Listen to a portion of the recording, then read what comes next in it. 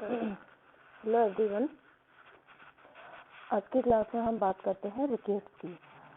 Last class में हमने rickets का आयुर्वेद पोर्शन फक्क व्याधि है उसका डिस्कशन कर लिया है। तो आज इसका मॉडर्न कोरिलेशन देखते हैं फक्क का, वो है रिकेट्स।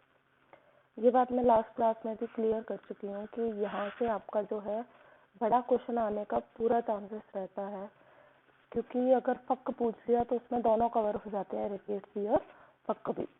तो अच्छे से इसको पढ़िएगा। शुरू करते हैं रिकेट्स को। रिकेट्स में जैसा मैंने आपको देखो फक्क में बताया था कि क्या है, ये न्यूट्रिशनल डिसऑर्डर है, ठीक है, माल न्यूट्रिशनल डिसऑर्डर है ये, यानी कि बॉडी के अंदर न्यूट्रिशन की कमी है। अब कौन से न्यूट्रिशन की कमी से क्या गड़बड़ी होगी वो एक एक करके सारी डिजीज में देखते चलेंगे। तो इसमें क्या है देखते हैं। This is a malnourished disorder in which bone of a baby can't get proper nutrition। कि भाई क्या हुआ कि माल न्यूट्रिशन की वजह से, यानी कि डाइट प्रॉपर नहीं मिल रही है, उसकी वजह से बच्चे की जो बोन है उनको न्यूट्रिशन नहीं मिल रहा है। जाहिर सी बात है कि जब बॉडी को न्यूट्रिशन नहीं मिलेगा तो बॉडी के जो एलिमेंट्स हैं, बोन्स वगैरह, उनको न्यूट्रिशन कहाँ से मिलेगा, जिसकी वजह से होगा क्या। अब कौन सा न्यूट्रिशन नहीं मिल रहा है, मेनली किसकी कमी होती है, due to calcium phosphorus irregular metabolism और विटामिन बी डेफिशिएंसी, तो बोन बिकम वीक। यानी कि ओवरऑल माल न्यूट्रिशन की वजह से बोन को न्यूट्रिशन नहीं मिल रहा है, जिसकी वजह से स्पेशली कैल्शियम की, फॉस्फोरस की और विटामिन बी की। अब मुझे बताइए, यही 3 मेन एलिमेंट है जो बोन को डेवलप करेंगे, ठीक है। बोन के जो मेन जो डेवलपमेंट में काम आने वाला एलिमेंट कंपोनेंट कौन हो गया, कैल्शियम हो गया। अब इन्हीं की कमी होगी तो बोन, जाहिर सी बात है, बोन कैसी हो रहेगी, वीक रहेगी। इसीलिए क्या होगा, बच्चों की बोन जो होती है वो वीक हो जाती है, और बोन के वीक होने की वजह से जो बॉडी के वेट को कैरी करती है बोन, वो नहीं कर पाएगी, और इस डिजीज को हम कह देंगे फिर रिकेट्स, ठीक है। तो कुल मिला के इसके अंदर चल क्या रहा है, कैल्शियम और फॉस्फोरस का मेटाबॉलिज्म गड़बड़ा गया, एबनॉर्मल हो गया, जिसकी वजह से बोन प्रॉपर फंक्शन नहीं कर रही है, क्योंकि बोन क्या हो चुकी है, वीक हो चुकी है। क्लियर बात।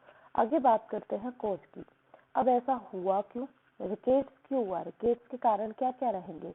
तो 2-3 कारण तो वही आप लिख दो कि कैल्शियम की कमी हो गई, एक में फॉस्फोरस की कमी हो गई, और विटामिन डी की कमी हो गई। अगर इनकी कमी होगी तो बोन वीक होनी है, और बोन वीक हो जाएगी तो बच्चे को रिकेट्स हो जाएगा। तो सबसे पहला वही हो गया कि विटामिन डी की कमी हो गई। दूसरा, लैक ऑफ सनलाइट। अगर सनलाइट में बच्चों को नहीं ले जाया गया लंबे टाइम तक, ऐसे नहीं कि आज तो धूप खाई थी कल नहीं खाई है रिकेट्स हो गया, ऐसा नहीं, लंबे टाइम तक, कई महीनों तक सनलाइट देखी भी नहीं है बच्चों ने, तो उनके अंदर ये ऐसा हो सकता है। क्योंकि आपने पढ़ा होगा बायोलॉजिकल क्लॉक के अकॉर्डिंग सनलाइट क्या काम करता है, विटामिन डी, कैल्सीफेरॉल, नाम सुना होगा आपने, नहीं तो सुन लोगे, हाइजीन के अंदर वगैरह पढ़ोगे आप विटामिन वगैरह तब, तो वहां पे सनलाइट उसको एक्टिवेट करेगी, यानी कि विटामिन डी और कैल्शियम का फॉर्मेशन सनलाइट की वजह से शुरू होगा। तो अगर सनलाइट नहीं मिल रही है तो विटामिन डी नहीं है, और विटामिन डी नहीं है तो कैल्शियम नहीं है, और कैल्शियम नहीं है तो बोन नहीं है, ठीक है। Metabolism of calcium, vitamin D और फॉस्फोरस, यहाँ पे लिख लेना डिमिनिस्ड, इनका डिमिनिस्ड चल रहा है। या फिर बच्चे को लिवर डिसऑर्डर हो गया उसकी वजह से भी, और कैल्शियम फॉस्फोरस का प्रॉपर इनटेक ही नहीं किया, तो जाहिर सी बात है वही मैदान घूम घूम के, वही कारण घूम घूम के, लैंग्वेज चेंज कर करके वही सेम कॉजेज रहने वाले हैं। तो ये मेन कॉज रहते हैं रिकेट्स के। फिर बात करते हैं इसके clinical feature, very very very very important, ठीक है, बहुत इंपॉर्टेंट है, ध्यान से सुनेगा। सबसे पहले बात करते हैं यूजुअली अब रिकेट्स होगा कब, जैसे कि फक में हम पढ़ के आए, बाला संवत्सरा, यानी कि 1 साल का हो गया, चल नहीं पा रहा, यानी कि गड़बड़ी 1 से 2 साल के बीच में ही होगी। तो रिकेट्स की एज याद रखनी है सबसे पहले तो आपको कि रिकेट्स हुआ कब।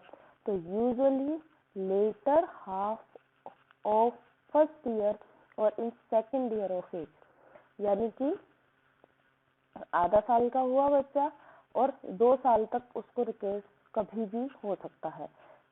सॉरी, 1.5 साल का हुआ और उससे लेके 2 साल तक उसको कभी भी हो सकता है। कभी भी होने का मतलब है कि न्यूट्रिशन प्रॉपर नहीं है। अब बच्चा धीरे धीरे ग्रोथ करेगा, उसका धीरे धीरे बॉडी की ग्रोथ हो रही है, तो न्यूट्रिशन तो प्रॉपर चाहिए। और जब न्यूट्रिशन नहीं होगा तो जो है सामान वही खत्म होगा। कहने का मतलब है बोन वीक होना शुरू हो जाएंगी। सेकंड है बहुत इम्पोर्टेंट, क्रेनियोटाइप्स पूछा जाता है, 2 मार्क्स में भी पूछ सकते हैं। क्रेनियोटाइप्स किसके अंदर मिलेंगे, डिस्क्राइब कीजिए। तो क्रेनियोटाइप्स होते क्या है, जब आप रिकेट्स के बच्चे की स्कल को देखोगे, यानी कि जब उनका आप सर देखोगे तो सर में भी जब आप उसका ऑसिपिटल बोन वाला यानी कि पीछे ऑसिपुट वाला एरिया और पैराइटल वाला एरिया जब वहां पे बच्चों का देखोगे, तो वहां पे जब आप स्कल को प्रेस करोगे, ठीक है, जैसे कि कैसे समझाऊं, हाँ, जैसे कि आप पिटिंग और नॉन पिटिंग एडिमा में डिफरेंस करते हो ना, कि पिटिंग एडिमा में आप प्रेस करके देख रहे हो और वहां पे पिट बनता है। सेम उसी तरीके से यहाँ पे होगा कि आपने ऑसिपुट और पैराइटल वाले एरिया को प्रेस करके देखा और प्रेस करने पर वहां पे आपको फील होगा पिंग पोंग बॉल जैसा। पिंग पोंग बॉल जैसा, जैसे कि आपके पास कोई एक स्पॉन्ज की बॉल है, उसको आप फिंगर से प्रेस कीजिए, प्रेस करोगे उसमें पिट बनेगा, लेकिन वापस उठा लोगे तो क्या है, ऊपर की ओर आ जाएगा। सेम ऐसे ही इन बच्चों के अंदर देखने को मिलता है। तो क्रेनियोटाइप्स का याद रखना है। क्रेनियोटाइप्स मिलते हैं रिकेट्स के बच्चे में। और क्या होता है क्रेनियोटाइप्स कि पोस्टीरियर पार्ट पर जब प्रेस करेंगे तो पिंग पोंग बॉल जैसा फील होगा, ठीक है। और क्या मिलेगा, एंटीरियर फोंटेनेली लार्ज मिलेगी, क्लोज नहीं होगी। कब क्लोज होती है ये, 18 मंथ पर क्लोज होती है, यानी कि ऑलमोस्ट 1.5 साल का हो जाएगा बच्चा तब एंटीरियर फोंटेनेली क्लोज होती है और पोस्टीरियर 2 महीने में क्लोज हो जाती है। तो इसका सारे सिस्टम गड़बड़ाए हुए हैं, न्यूट्रिशन इसके पास है नहीं।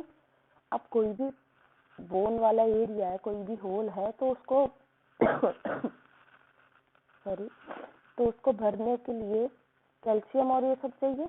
अब इसके पास तो है ही नहीं, तो कहाँ से आए, इसीलिए क्या होगा, लार्ज मिलेगी।